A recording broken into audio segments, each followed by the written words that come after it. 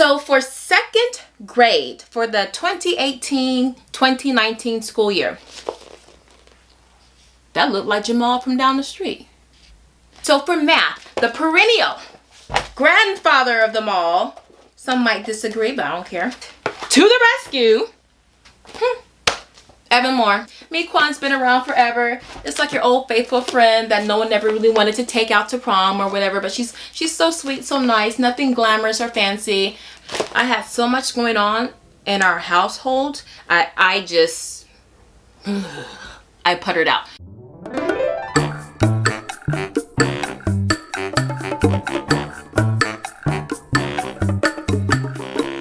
Welcome back, guys. Okay, first off, do y'all notice anything different? I got a new little backdrop, y'all. I'm growing over here. Little white brick, little faux brick Chicago style. You can't tell me nothing. Child, I'm looking at myself in the camera. Y'all, in my bathroom, you cannot see my bra, which you can see right now. I'm so sorry. I don't want this to be like PG-13 rated, but I can clearly see my bra. But if y'all don't mind, we good. Okay. I'll talk like this. Okay, so let's get started. If you're new to this channel, I'm Niki with Our Homeschool Life, and this channel is all about homeschool topics, day in the life, product reviews, vlogging. Honey, anything about homeschooling, I'm all about it. So you come here if you want to learn some homeschooling stuff. Don't forget to subscribe and like down here somewhere so we can be friends and you can know whenever I put up a video because I'm weekly now. Okay, so for math, our hit, the perennial grandfather of them all, some might disagree, but I don't care, Singapore math. Now for you newbies, you're going to see books that say primary mathematics. That is Singapore math. That's another discussion. But Singapore math, you will hear people say Singapore math. They are referring to primary mathematics. Okay, I have the standards edition. There's Common Core and there is US, but we have the standards edition. And for this child, because this is my third time using Singapore math, I only use textbook, workbook, challenging word problems, and the test. There's a book of tests which I don't have around me somewhere. Now in the past, I've used intensive practice, and it gets to be too much, especially because we also use Beast Academy. My kids love this. I'm not going to show you everything inside the books, y'all, because this is not a book review, a curriculum review per se, just a review of what we use for the year. Beast Academy, the guide, and then the workbook. And in my next video, well, in my video coming up, I will show you how I manage between these two behemoths, because it could be pretty intense. So our hits for math were Singapore math and Beast Academy.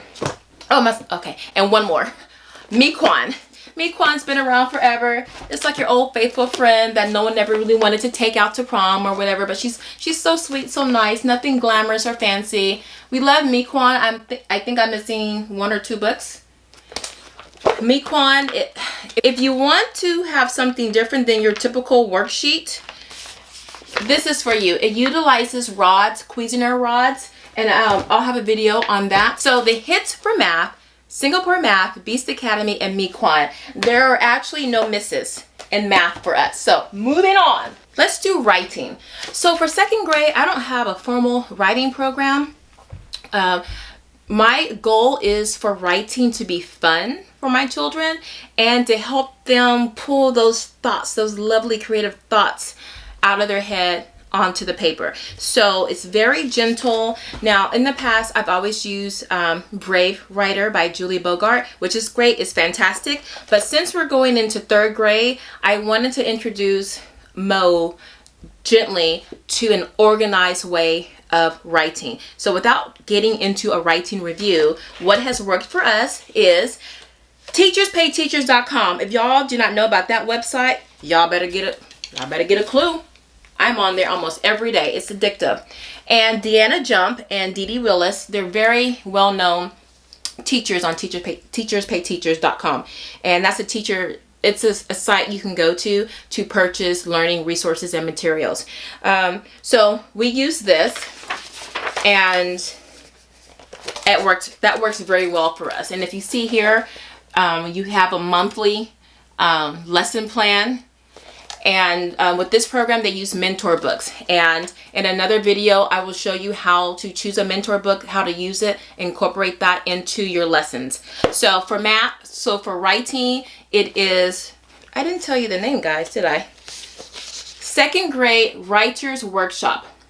Okay, that's for writing. And then I love, as a writer myself, I love the 6 traits of writing. And when I found out that Evan Moor had these like years ago, oh my God, I was all over it. I love Evan Moor, by the way. But there's only one book, but because I printed this and I forgot to print double-sided, I got a big old history book in college versus something this size. So Evan Moor's Daily 6 Trait Writing, grade 2. And I like this because it breaks up the writing and makes it manageable. It gives your child the language to use when writing. This is supposed to be a supplement to writing. So that's writing. No misses there, because honey, I've learned after all these years what works for us, what doesn't. Let's move on to reading. Oh, I found the test for math. Okay, reading. For us, reading, I'm of the school of just grabbing great books, classic books, and 2 kinds of books: classic books or living books, and books that my child highly loves. Okay, so that's a win-win strategy for us. So books that my child really likes are the Magic Treehouse books and the Weird School series. And what I do, I go to my very reliable Teachers Pay Teachers website and I download novel study units for those books. And so what we just practice on is just really reading comprehension and handwriting at the same time. So, and it's real easy, guys. For second graders, you know, they have wide margins and spaces, so your child can fit all their text and everything. But it's real easy. You see how this is not even, these things are not even that long. Just maybe 15, well, 20 pages, because they have crossword puzzles, you know, things for kids, find the word, things like that. So it's a great way, you know, to spend 2 weeks on a book or whatever, and really get kind of fine-tune those reading comprehension strategies. So that's reading. So basically we just grab classic books, living books, high interest books for my child, going to the library constantly, and then just downloading novel unit studies so they can just further that learning. Okay, spelling. Okay. Ugh. I've had All About Spelling for like 7 years. I love this program, but this year I had so much going on in our household, and just bringing out my magnetic board and the magnetic tiles, and I was just done with it. I love All About Spelling, but maybe because I was just so, this was my 3rd time using it. It should be a charm, right? 3rd time is a charm. These are the cards. It was just getting a little monotonous for me. I love that it's hands-on, which is why I bought it for my children. But, you know, every day pulling your cards out and then putting them back in and then working with all the tiles is fine. But for this year, I just wanted something quick and painless. So I did use this for maybe about a month and a half. And I think because we were doing a lot of remodeling downstairs, and it was just hard just moving things around from room to room and setting it up, I puttered out. But my child, I think, was okay with it, but because I didn't really have the enthusiasm with it and everything, I think it just kind of affected him. So we are going to use this next year, but to the rescue, Evan Moor. I love Evan Moor. This is simple and to the point, and I have like 6-7 different spelling curriculum, but for second grade, it's all simple, y'all. It's just repetition, something daily, something constant. Also a way to get them to practice their handwriting. You know, it's it's a really great strategy. What I like about Evan Moor is that it builds in a routine. Okay, I'm getting into a review. What worked for us was Evan Moor, our hit Evan Moor, Miss. Oh, I hate saying this, but what didn't work for us was all about spelling. Okay, let's move on. History. Where's all my history stuff? Oh, okay, history. Y'all, I have a perennial favorite in the homeschool community. This is for history.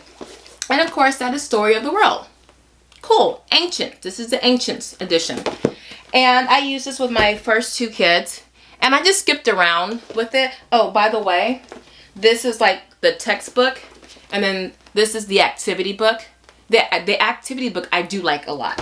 And then here's the CD. If you don't feel like reading to your kids, pop that in. But for Black people and other people of color, our history is going to be kind of milquetoast in the Story of the World. So what I have for our spine for history is Asada Garvey and Me by Runoko Rashidi. I had the pleasure of attending one of his lectures when I lived in New York. And this is a phenomenal brother. Let me get closer right here. And this is his daughter. And they go around the world looking, interviewing, interacting with Black people, Africans all around the world, everyone in the diaspora. And what I love about Runoko is that he comes with receipts. He's showing you pictures, sculptures, paintings, all kinds of metalwork, artwork, you name it. Oh, that's not there. In ancient Rome, there were ancient senators, African gladiators, African popes, African saints, African artists, and African writers. The most famous of these was Terence. He gives you receipts. But when you start looking at the pictures, and then he'll compare them to what people look like today. Like, you start looking at these pictures, and you're like, that looked like Jamal from down the street. So I love this as a spine. It's a really easy read, and the little girl asks questions that he records in here, and then he's answering the questions, so that's great. And then I have Ancient Ghana, and a lot of times I get the books for the pictures, but sometimes you have to watch out. So when you're buying history books, please look through the books first before you start showing images to your child. So I go for the images. And if there's a great narrative with the book, that's great too. And then, of course, our family favorite, the Horrible Histories version. They have the bad Egyptians and the good Egyptians. Moving on. Geography. Evan Moor. What else can I say? I love Evan Moor. It's quick and to the point. It lets us tackle basic geographical skills like reading the map and a compass and directions, and how to read an atlas and grids and things like that. And then once we get that little practice, then we go and in real life we apply that. You use maps all the time and you don't even realize it. You use these skills all the time. So for geography, it's Evan Moor. And then I love geography. We have lots of maps. We have like 5, 6, 7 different kinds of maps. They use Stack the States, the countries, and Stack the States, states. And so we have a lot of little hodgepodge for geography. But this is what we get done every day just so they can have map skills. And then we go out and apply. We play with geography. All right. Grammar. I don't really push grammar that much, which is why this is grade 1, which I blocked out so my son wouldn't be like, oh, this is for first graders.